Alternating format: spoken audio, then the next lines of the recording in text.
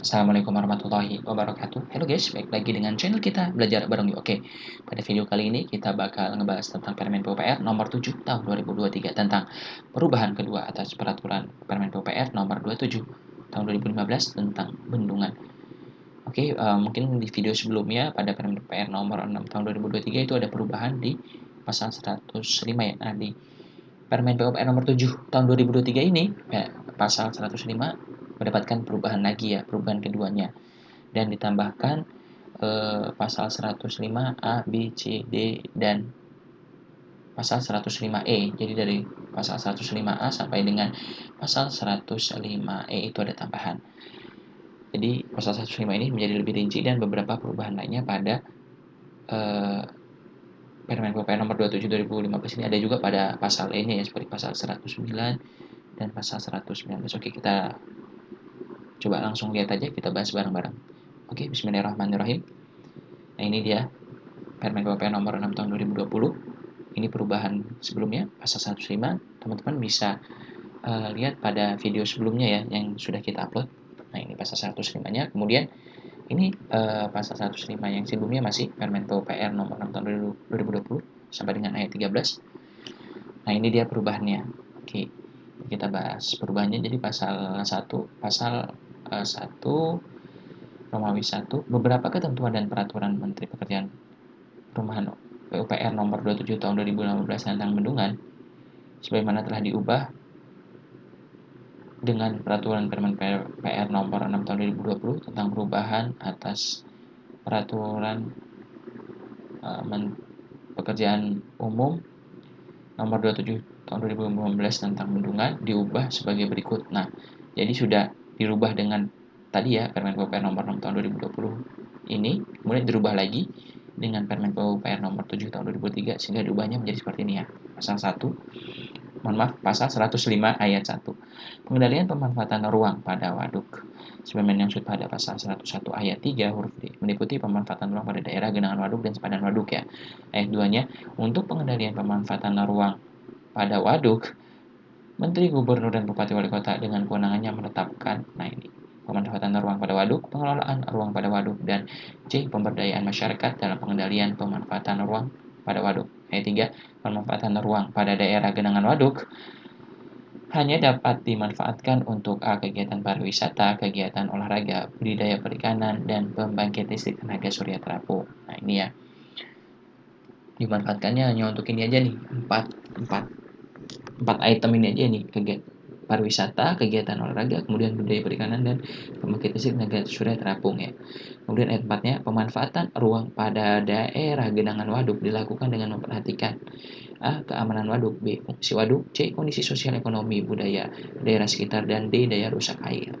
Ayat 5-nya, pemanfaatan ruang pada daerah sempadan waduk hanya dapat dimanfaatkan untuk kegiatan penelitian, kegiatan pengembangan ilmu pengetahuan, bangunan prasarana sumber daya air, jalan akses jembatan dan dermaga, jalur pipa gas dan air minum, rentang kabel listrik dan telekomunikasi, prasarana pariwisata, olahraga dan keagamaan, prasarana dan sarana sanitasi, bangunan ketenaga listrikan, dan J. Upaya mempertahankan fungsi daerah sempadan waduk. Ayat 6. Pemanfaatan ruang pada daerah sempadan waduk hanya dilakukan untuk menjaga keberlanjutan fungsi waduk agar tidak terganggu oleh aktivitas yang berkembang di sekitarnya dan memperhatikan A. Kondisi sosial ekonomi budaya setiap daerah, dan B. Daya rusak air waduk terhadap lingkungannya. Ayat 7. Menteri Gubernur atau Bupati Wali Kota sesuai dengan kewenangannya menyelenggarakan pengawasan dan pemantauan pemanfaatan ruang pada waduk. Oke, ini dia pasal tambahannya ya. Pasal 105A ayat 1, pemanfaatan ruang pada daerah genangan waduk untuk budidaya perikanan yang menggunakan karamba atau jaring apung harus berdasarkan kajian yang dilakukan oleh pengelola bendungan. Ayat 2, kajian sebenarnya dimaksud pada ayat 1 ini minimal memuat fungsi sumber air, B. Daya tampung waduk, C. Daya dukung lingkungan, dan D. Tingkat kekokohan atau daya tahanan struktur bendungan beserta bangunan pelengkapnya. Ayat 3, hasil kajian pada ayat 2 digunakan sebagai dasar dalam pemberian perizinan berusaha dan atau persetujuan penggunaan sumber daya air untuk budidaya perikanan dengan menggunakan keramba atau jaring apung. Ayat 4, tata cara pemberian perizinan berusaha dan atau persetujuan penggunaan sumber daya air. Sebenarnya dimaksud pada ayat 3 dilakukan sesuai dengan peraturan perundang-undangan mengenai tata cara perizinan berusaha dan atau persetujuan penggunaan sumber daya air. Nah ini pasal 105B ayat 1 pemanfaatan ruang pada daerah genangan waduk untuk pembangkit listrik tenaga surya terapung harus berdasarkan hasil kajian teknis yang dilakukan oleh pemohon. Ayat 2, kajian teknis yang dimaksud pada ayat 1 paling sedikit memuat kajian mengenai pengaruh pembangkit listrik tenaga surya terapung terhadap A. Keberlanjutan fungsi waduk sebagai penyedia air, irigasi, dan air baku, pengendalian banjir, pembangkit energi, serta konservasi sumber daya air. B. Keamanan bendungan beserta penyelenggaraan operasi dan pemeliharaan waduk. Dan C. Keberlanjutan lingkungan waduk berupa daya dukung lingkungan, kualitas air waduk, kondisi ekonomi, sosial, dan budaya. Ayat 3. Kajian terhadap berlanjutan fungsi waduk sebagaimana dimaksud pada ayat 2 huruf A dan keamanan bendungan sebagaimana pada ayat 2 huruf B harus mendapatkan saran teknis dari unit pelaksana teknis bidang bendungan. Ayat 4. Kajian terhadap keberlanjutan lingkungan waduk sebagaimana dimaksud pada ayat 2 huruf C minimal memuat kajian daya dukung lingkungan, sosial, ekonomi, dan budaya serta harus mendapatkan persetujuan dari instansi yang membidangi lingkungan hidup. Ayat 5. Saran teknis sebagaimana dimaksud pada ayat 3 dan persetujuan dari instansi yang membidangi lingkungan hidup sebagaimana dimaksud pada ayat 4 digunakan sebagai dasar bagi unit pelaksana teknis yang membidangi sumber daya air pada wilayah sungai yang bersangkutan dalam pemberian rekomendasi teknis sebagai bahan pertimbangan dalam pemberian perizinan berusaha dan atau persetujuan penggunaan sumber daya air. Ayat 6. Dalam hal pemanfaatan ruang pada daerah genangan waduk untuk pembangkit listrik tenaga surya terapung melebihi 20% dari luas permukaan genangan waduk pada muka air normal, kajian teknis harus mendapat rekomendasi dari Komisi Keamanan Bendungan. Ayat 7. Tata cara pemberian perizinan berusaha penggunaan sumber daya air sebagaimana dimaksud pada ayat 5 dilakukan sesuai dengan peraturan perundang-undangan mengenai tata cara perizinan berusaha dan atau persetujuan penggunaan sumber daya air. Pasal 105C ayat 1. Kajian teknis sebagaimana dimaksud pada pasal 105B ayat 2 harus memenuhi persyaratan teknis sebagai berikut. Nah, ini persyaratan teknisnya ya. Untuk kajian teknis yang telah disebutkan pada pasal sebelumnya, pasal 105B ayat 2. Persyaratan teknisnya itu antara lain A. Efektivitas fungsi waduk pada saat kondisi elevasi muka air normal, elevasi muka air terendah, dan banjir. Kemudian B. Analisis dampak pembangkit listrik tenaga surya terapung terhadap keamanan bendungan dan kemudahan penyelenggaraan operasi dan pemeliharaan waduk, mencakup dinamika dan perubahan fisik serta lingkungan waduk berkaitan dengan pengaruh timbal balik waduk dan pembangkit listrik tenaga surya terapung. Dan C. Pengaruh timbal balik keberlanjutan antara pemanfaatan waduk dan lingkungan. Ayat 2. Analisis dampak pembangkit listrik tenaga surya terapung sebagaimana dimaksud pada ayat 1 huruf B meliputi A. Tinggi fluktuasi muka air waduk dan gelombang permukaan. B. Distribusi kecepatan aliran air di waduk baik arah horizontal maupun vertikal pada berbagai kondisi debit aliran masuk. C. Mawar angin atau windrows dan potensi pembangkit gelombang pada permukaan waduk di sistem pelampung dengan memperhatikan beban statik dan dinamik, kemungkinan tumbukan oleh material terapung termasuk kemudahan operasi dan pemeliharaan. E.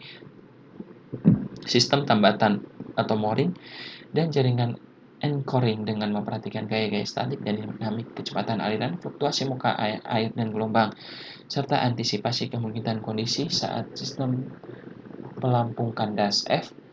Pengaruh pembangkit listrik tenaga surya terapung terhadap pengendapan sedimen dan pergerakan sampah-sampah terapung. G.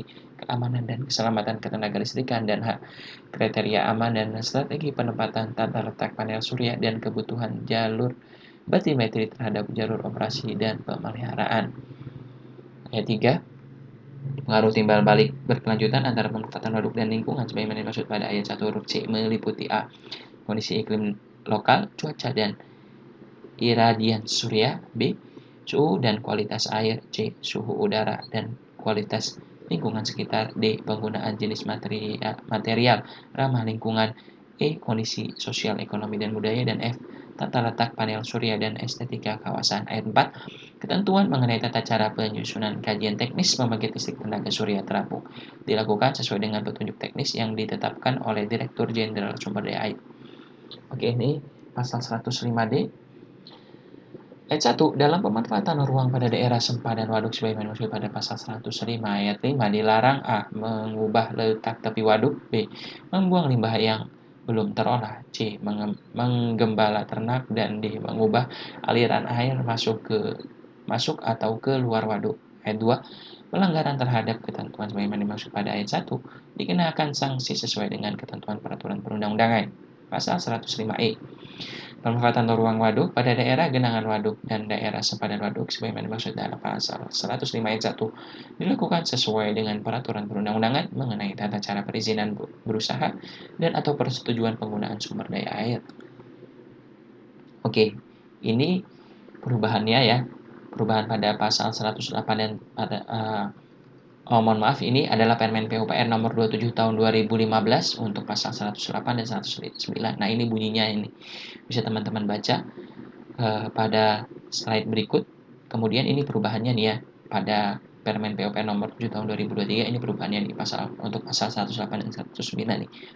Pasal 108 ayat 1 pengaturan daerah sempadan waduk merupakan pengaturan kawasan perlindungan waduk. Ayat 2, kawasan perlindungan waduk meliputi ruang antara garis muka air waduk tertinggi dan garis sempadan waduk. Ayat 3, garis sempadan waduk merupakan batas perlindungan waduk yang ditarik sejauh 50 meter secara horizontal dari batas terluar genangan pada kondisi muka air banjir ke daratan.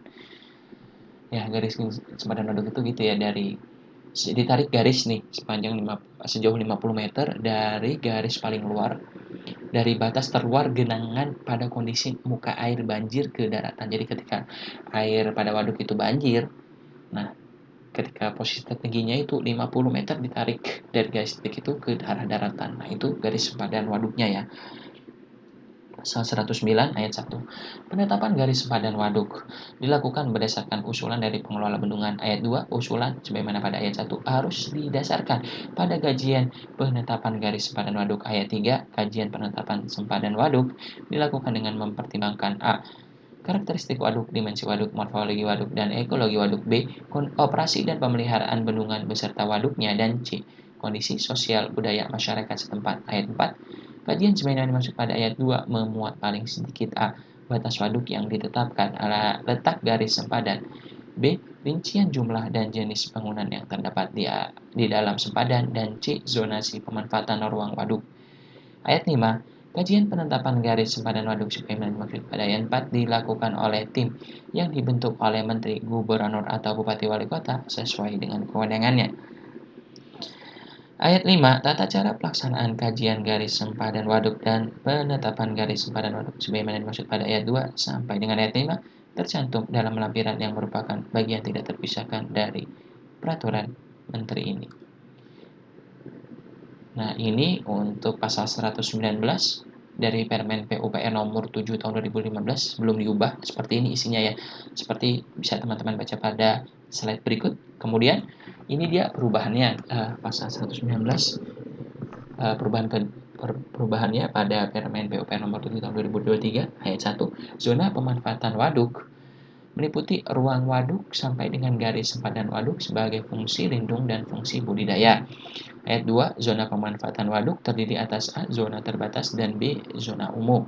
Ayat 3, zona terbatas bagaimana pada ayat 2 huruf A merupakan daerah tertentu pada bendungan dan waduk yang berisiko tinggi terhadap keamanan bendungan dan prasarana pendukung pengelolaan bendungan. Untuk ayat 4, zona umum sebagaimana dimaksud pada ayat 2 huruf B berupa daerah yang dapat dimanfaatkan untuk kegiatan masyarakat. Ayat 5, zona pemanfaatan waduk sebagaimana dimaksud pada ayat 1 ditetapkan oleh Menteri, Gubernur, atau Bupati Wali Kota berdasarkan usul dari pengelola bendung. Ayat 6, penetapan zona sebagaimana dimaksud pada ayat 5 dilakukan dengan memperhatikan A. Kajian penetapan garis sempadan waduk, fluktuasi air yang dipengaruhi oleh musim, kepentingan berbagai jenis pemanfaatan. D. Peran masyarakat sekitar waduk dan peran lain yang berkepentingan. E. Fungsi kawasan dan fungsi waduk. Dan F. Keamanan bendungan beserta bangunan pelengkap. Ayat 7. Tata cara penetapan zona pemanfaatan waduk sebagaimana dimaksud pada ayat 2 sampai dengan ayat 5 tercantum dalam lampiran yang merupakan bagian tidak terpisahkan dari peraturan menteri ini. Nah, oke teman-teman semua, ini adalah lampiran dari Permen PUPR nomor 7 tahun 2023 ya.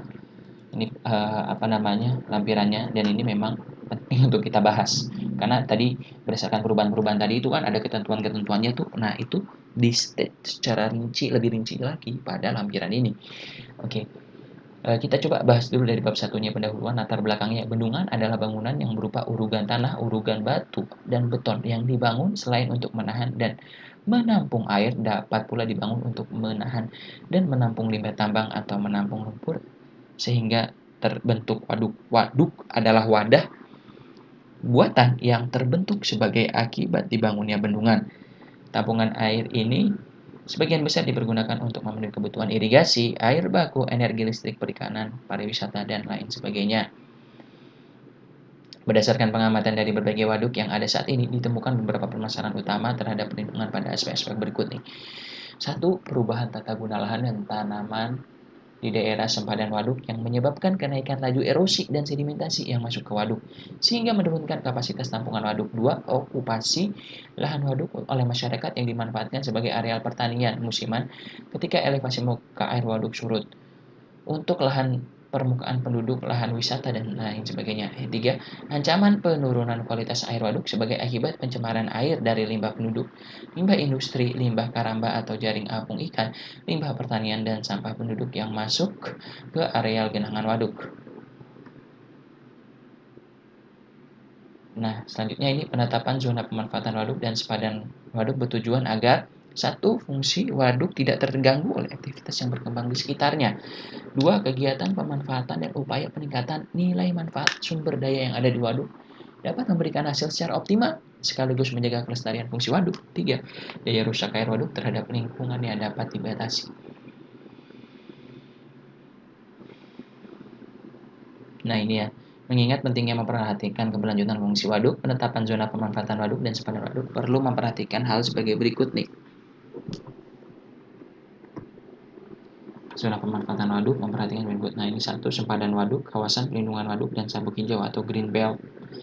Sepadan waduk adalah luasan lahan yang mengelilingi dan berjarak tertentu dari tepi genangan waduk di elevasi muka air banjir yang berfungsi sebagai kawasan pelindung waduk. Garis sepadan waduk adalah batas luar perlindungan waduk. Kemudian, kawasan perlindungan waduk adalah ruang antara garis muka air waduk tertinggi dan garis sempadan waduk. Itu kawasan perlindungan waduk sebutannya ya. Kemudian, ini sabuk hijau adalah ruang terbuka hijau yang memiliki tujuan utama untuk membatasi perkembangan suatu penggunaan lahan atau membatasi aktivitas satu dengan aktivitas lainnya agar tidak saling mengganggu. Kemudian 2. Zona pemanfaatan waduk meliputi ruang genangan waduk sampai dengan garis sempadan waduk yang berfungsi sebagai fungsi lindung dan fungsi budidaya. Garis sempadan waduk yang berbentuk kontinu menerus tidak patah-patah serta mengikuti batas genangan waduk. Sempadan waduk meliputi area sabuk hijau, area publik, dan juga pemanfaatan lainnya yang sesuai dengan konservasi sumber daya air yang telah dijelaskan tadi sebelumnya ya. Pada Permen PUPR nomor 6 pada Permen PUPR nomor 7 tahun 2023 pada pasal-pasal tadi. Nah, itu kan dijelaskan tuh apa saja yang boleh digunakan, kegiatan yang boleh gitu ya. Ada zona-zona pemanfaatan waduk tadi.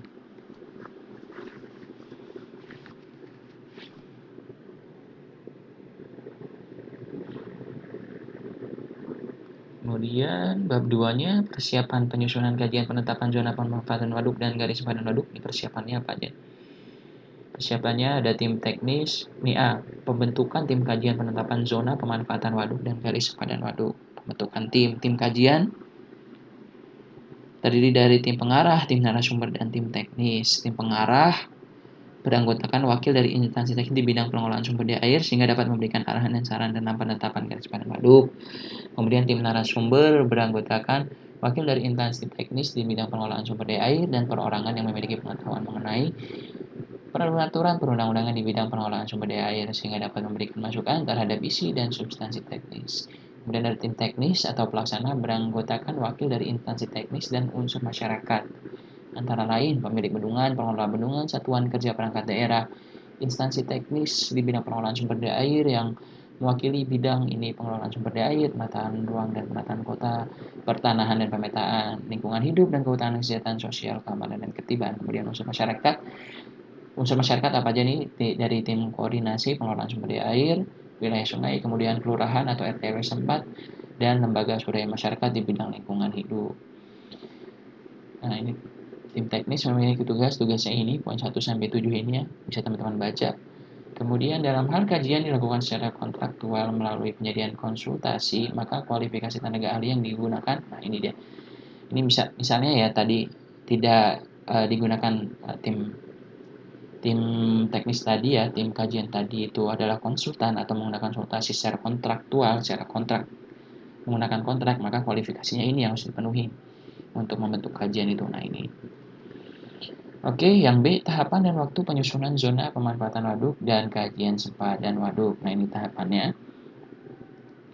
Pembentukan tim kajian dilaksanakan maksimal 3 bulan. Kemudian usulan penetapan tim kajian kepada Menteri Pekerjaan Umum dan Perumahan Rakyat melalui Direktur Jenderal Sumber Daya Air dilaksanakan maksimal 1 bulan. Kemudian pelaksanaan teknis kajian penetapan zona pemanfaatan waduk dan garis padan waduk dilaksanakan maksimal 6 bulan. Kemudian proses penetapan zona pemanfaatan waduk dan garis padan waduk. Jadi setelah ada pelaksanaan teknis kajian kan udah ada keluar nih hasilnya nih dari pelaksanaan teknis kajiannya.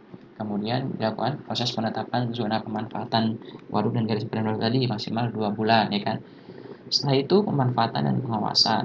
Setelah dilakukan penetapan, dilakukan pemanfaatan dan pengawasan dilakukan secara berkelanjutan sesuai dengan sepadan yang telah ditetapkan. Bab 3, pelaksanaan penyusunan kajian. Yang pertama, lakukan dulu inventarisasi data ya. Seperti umumnya kita harus ngumpulin data-data dulu nih yang diperlukan nih untuk memulai kajian. Nah, ini apa aja nih data-data yang diperlukan? Mengacu pada data dokumen perencanaan bendungan untuk waduk baru atau mengacu pada data pemeriksaan besar untuk waduk lama ya. Apabila tidak ada data yang tersedia data-data yang tersedia untuk waduk lama, maka sebelum melakukan kajian sepadan waduk harus mengumpulkan data-data. Nah, ini data yang harus dikumpulkan apa aja nih? Data teknis bendungan. Itu dia. Pasti nih data teknis bendungan. Ya entah kualitas beton dari bendungannya itu bagaimana atau jenis tipenya apa, material untuk bangun bendungannya itu apa kan. Ada tuh harus kayak gitu dulu tuh. Harus dikumpulkan data-data teknisnya ya. Kemudian elevasi muka air waduk minimal, normal, dan banjirnya. Kemudian yang 3, data pengukuran topografi dan batimetri genangan waduk serta area sekitarnya. Dan 4, pedoman operasi dan pemeliharaan waduk. Apabila data yang diperlukan belum tersedia, maka tim teknis atau pelaksana dapat melakukan inventarisasi data tambahan dan survei yang meliputi 1. Melakukan inventarisasi data jalan akses bagi peralatan, bahan, dan sumber yang manusia untuk melakukan kegiatan operasi dan pemeliharaan. 2. Melakukan inventarisasi data karakteristik waduk antara lain, nah antara ini apa nih? Data fisik waduk, kemudian data fungsi waduk, data penutupan lahan dan kecenderungan perubahan penutupan lahan daerah tangkapan air waduk dan sekelilingnya. D. Data pemanfaatan area genangan waduk terkini. Dan E. Data rinci jumlah dan jenis bangunan yang terdapat di dalam sempadan dan juga data kondisi sosial budaya masyarakat setempat. Yang ketiga, melakukan pemetaan wilayah waduk antara lain A. Pemetaan topografi, potongan bintang dan potongan memanjang tepi waduk dan gambar detail situasi ruang waduk sampai sekitar tepi waduk yang akan ditetapkan sepadannya. B. Pemetaan batimetri berupa kegiatan pemetaan elevasi dasar waduk, batimetri ya, seperti batimetri dasar laut gitu ya. Batimetri itu ya itu apa namanya pemetaan dasarnya ya, pemetaan dasar dari waduk kalau yang ini. Yang C, pemetaan ekologi antara lain inventarisasi flora fauna yang berada di ruang waduk dan di dalam rencana sempadan waduk. Berdasarkan hasil inventarisasi dilakukan kajian penetapan zona pemanfaatan waduk dan garis sempadan waduk paling sedikit memuat 1. Batas area genangan muka air normal dan air banjir waduk. Kemudian 2. Batas area green belt dan zona pasang surut genangan waduk. 3. Batas area sempadan waduk. Dan 4. Data pemanfaatan area waduk. B. Penetapan zona pemanfaatan waduk. Zona pemanfaatan waduk meliputi ruang waduk sampai dengan garis sempadan waduk. Zonasi diperlukan pada area waduk untuk mendukung perlindungan dan pelestarian waduk serta peran waduk dalam fungsi lindung dan budidaya. Penetapan zona pemanfaatan waduk dilakukan dengan memperhatikan 1. Kajian penetapan garis padan waduk. 2. Fluktuasi air yang dipengaruhi oleh musim. 3. Kepentingan berbagai jenis pemanfaatan. 4. Peran masyarakat sekitar waduk dan pihak lain yang berkepentingan. 5. Fungsi kawasan dan fungsi waduk. Dan 6. Keamanan bendungan beserta bangunan pelengkap. Zona pemanfaatan waduk terdiri atas 1 zona terbatas, 2 zona umum. Nah, zona terbatas dilakukan dengan mempertimbangkan kondisi terkini prasarana pendukung keamanan dan pengelolaan bendungan dengan memperhatikan tingkat risiko pada prasarana tersebut. Eh, Pemanfaatan ruang pada zona terbatas daerah genangan waduk dan daerah sepadan waduk meliputi, nah ini kegiatan apa aja yang diperbolehkan ya, dari A sampai G.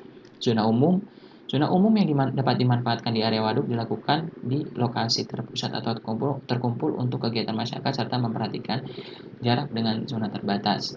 Pemanfaatan ruang pada daerah genangan waduk hanya dapat dilakukan untuk kegiatan pariwisata, kegiatan olahraga, budidaya perikanan, dan pembangkit listrik. Sedangkan pada daerah sepadan waduk, ruangan yang dapat dimanfaatkan hanya dapat dilakukan untuk, nah ini, hal-hal yang dapat dilakukan pada daerah sepadan waduk dari poin A sampai poin J ini ya.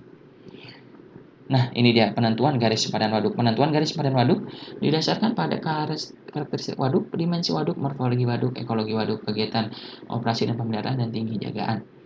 Penentuan garis sepadan waduk memenuhi kondisi sebagai berikut. 1. Ini penting nih ya, untuk teman-teman catat nih. 1.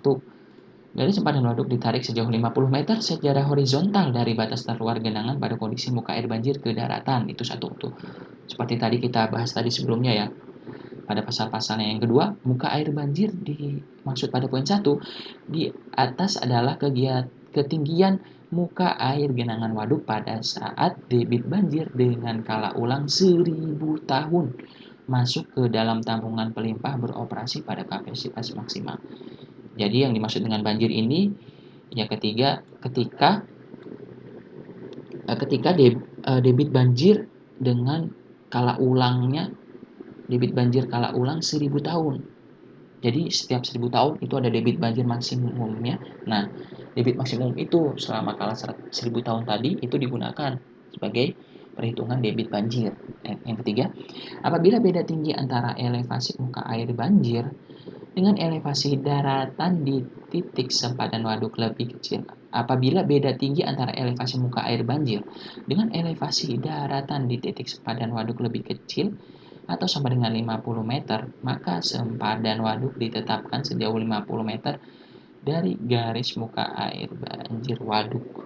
Gimana ini aku agak bingung. Coba, apabila beda tinggi antara muka elevasi banjir dengan elevasi daratan di titik sempadan waduk lebih kecil atau sama dengan 50 meter, maka sempadan waduk ditetapkan sejauh 50 meter dari garis muka air banjir waduk.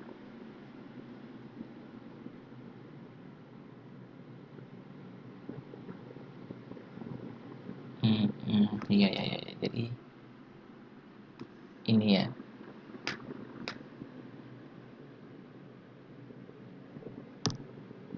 Oh, iya. Jadi seperti ini nih. Ini penggambarannya nih ya. Untuk poin 3 nih, untuk lebih gampangnya. Bila ternyata ketinggiannya lebih kecil atau sama dengan 50 meter, maka ditetapkannya 50 meter juga. Nah, apabila beda tinggi antara poin 4, apabila beda tinggi antara elevasi muka air banjir dengan elevasi daratan di titik sempadan waduk lebih dari 50 meter, maka sempadan waduk ditetapkan sejauh 50 meter dari garis muka air banjir waduk, serta harus dilakukan kajian potensi longsoran dan pencegahan setelah sempadan waduk ditetapkan. Nah, seperti ini. Seperti ini ya kondisinya ya. Oke. Jadi sama aja, tetap aja 50 meter juga gitu, ditarik dari muka air banjir dan 50 meter juga. Tapi kalau yang ini bila lebih dari 50 meter maka harus ada kajian potensi longsoran dan pencegahan setelah sempadan waduk ditetapkan. Kajian longsoran gitu ya, harus ada kajian potensi longsoran. Oke, poin 5. Dalam hal terdapat pulau di tengah waduk, seluruh luasan pulau merupakan daerah tangkapan air waduk dengan sempadan waduk di dalamnya. Ayat 6. Dalam hal terdapat kegiatan penggunaan dan pemanfaatan ruang di area sempadan waduk, maka perlu dilakukan kajian teknis yang membuktikan bahwa kegiatan tersebut merupakan kegiatan penelitian atau pengembangan ilmu pengetahuan dan atau upaya mempertahankan fungsi daerah sempadan waduk dengan memperhatikan fungsi waduk, kondisi sosial, ekonomi, dan budaya setiap daerah dan daya rusak air waduk terhadap lingkungannya. Yang D. Penyusunan laporan kajian penutupan zona pemanfaatan. pemanfaatan waduk dan garis sempadan waduk. Nah, ini laporannya harus memuat apa aja nih, latar belakang, kajian aspek penetapan zona pemanfaatan waduk, meliputi aspek hukum, lingkungan, sosial, ekonomi, dan teknis. Nah, yang hukum ini peruntukan lahan, status kepemilikan lahan. Itu penting tuh. Ketiga, kajian teknis. Sebagaimana dimaksud pada huruf B, memuat sekurang-kurangnya batas batan waduk, batas sempadan waduk, batas daerah tangkapan air waduk, zona pemanfaatan sempadan waduk, dan badan waduk atau jenis kegiatan dan bangunan yang terdapat di dalam sempadan maupun di badan waduk dan zona litoral, serta dilengkapi gambar sebagai berikut. A. Peta batimetri, gambar detail denah, potongan melintang tepi waduk, potongan memanjang tepi waduk, dan letak garis padan pada tepi waduk dengan skala gambar yang cukup jelas.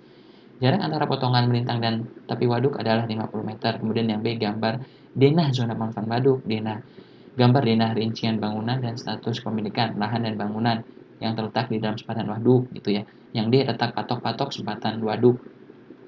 Itu penting tuh. Yang 4, tahapan pembebasan lahan sempadan termasuk beserta perakiraan biaya dan saran-saran untuk pelaksanaan penertiban sempadan waduk. Bab 4, penetapan zona pemanfaatan waduk dan garis sempadan waduk. Nih, proses penetapan zona pemanfaatan waduk dan garis padan waduk, tim kajian penetapan zona pemanfaatan waduk dan garis padan waduk bertugas memberikan masukan terhadap isi dan substansi teknis bagi pelaksanaan penetapan zona pemanfaatan waduk dan garis padan waduk. Pada keseluruhan proses penetapan dapat berupa kegiatan konsultasi atau diskusi, dan dalam kegiatan forum diskusi atau FGD, forum group discussion, workshop ataupun kegiatan penetapan konsultasi masyarakat atau PKM. Yang seterusnya bisa teman-teman baca ya. Oke, bab 5, pemanfaatan sempadan waduk. Nah, ini dia. A. Penataan kawasan konservasi. Nah, upaya kegiatan yang dapat dilakukan dalam kegiatan perlindungan dan pelestarian antara lain. Nah, ini 1. Pemeliharaan kelangsungan fungsi resapan air dan penampungan air. 2. Pengaturan prasarana dan sarana sanitasi. 3. Pengendalian kegiatan pembangunan dan pemanfaatan lahan. 4. Pengendalian sedimen yang masuk ke waduk. 5. Pengendalian pengolahan tanah. 6. Rehabilitasi hutan dan lahan. Dan 7. Pelestarian hutan lindung, kawasan suaka alam, dan kawasan pelestarian alam. B. Penetapan lahan sempadan waduk status quo. Nih, bangunan-bangunan yang telah terlanjur berdiri di sempadan waduk dinyatakan statusnya sebagai status quo. Artinya tidak boleh diubah dan ditambah, izin membangun yang baru tidak dapat dikeluarkan lagi. Seperti itu ya teman-teman ya. Tidak boleh direnov, nggak boleh ditambah, kurang lagi, udah segitu-gitu aja, dan nggak boleh ada lagi izin pembangunan lagi gitu ya. Status quo itu maksudnya tuh. Dan seterusnya seperti bisa teman-teman baca pada lampiran peraturan ini. Kemudian bab 6, pengawasan zona pemanfaatan waduk dan sempadan waduk. Nah, ini dia. Pengawasan dapat dilakukan oleh Menteri, Gubernur, Bupati, Wali Kota sesuai dengan wewenang dan tanggung jawabnya dalam pengelolaan sumber daya air dengan melibatkan peran masyarakat. Peran masyarakat dapat diwujudkan dalam bentuk antara lain penyampaian aspirasi, laporan, pengaduan, ikut serta dalam konsultasi publik, dan peran serta lainnya sesuai dengan ketentuan peraturan perundang-undangan. Laporan hasil pengawasan dijadikan bahan atau masukan bagi perbaikan atau penyempurnaan dan atau peningkatan penyelenggaraan pengelolaan sumber daya air. Nah, ini bab 7, contoh gambar dan tabel koordinat, contoh daftar tabel koordinat zona pemanfaatan waduk. Nah, ini seperti ini. Ini ya, ini contoh-contohnya. Nah, ini contoh peta situasi waduk seperti ini misalnya kecamatan apa. Kemudian ini contoh gambar situasi waduk, gambar peta situasi waduk ini ke bawah berarti ya. Mohon maaf, bukan ke bawah. Ini apa nih petunjuk? Iya. Ini jadi contohnya seperti ini ya, petunjuk lembar. Misalnya ini dibuat petak-petak gitu kan. Terus ini waduknya, ini poin petak 1, 2, 3, 4, 5, 6. Nah, ini di poin keberapa nih? Misalnya ini sepertinya ini di poin petak ke-5 dan 3. Nah, ini patok sempadannya ini ada di sini. Ini batas sempadan. Ini badan air danau nih ya.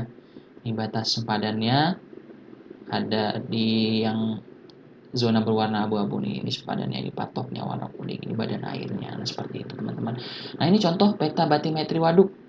Nah, ini peta batimetri waduk. Ini umumnya gini ya, simpelnya ini garis-garis konturnya nih. Ini berapa nih, elevasi berapa nih, misalnya ini elevasi misalnya contohnya 70 mdpl, meter di atas permukaan laut, atau 80 meter di atas permukaan laut, ini 90, ini 100. Nah, seperti itulah teman-teman semua ya.